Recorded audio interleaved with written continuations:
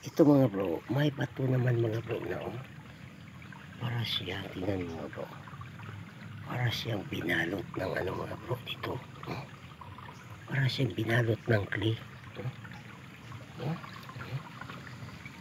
Tingnan mo bro, diba bato siya, dalawang bato na binalot siya, at saka sa gilid naman sa isang bato bro, may heart siya mga bro. Ito mo bro, heart na para siyang tinapal sa batong ito. Malaking bato ito mga bro, tingnan mo, malaki siya, at saka yung kwan para siyang tinapala ng formang heart, diba? Pero malambot siya mga bro.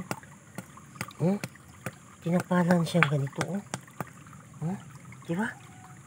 Parang may butas na tinapalan ng ganito. At sasakwan naman niya mga bro, bandang harapan niya ito, bato na nakabalot din ng parang clay. Tingnan mo, maliit lang,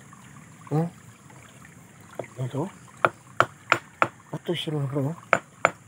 Uy, ito clay, parang clay.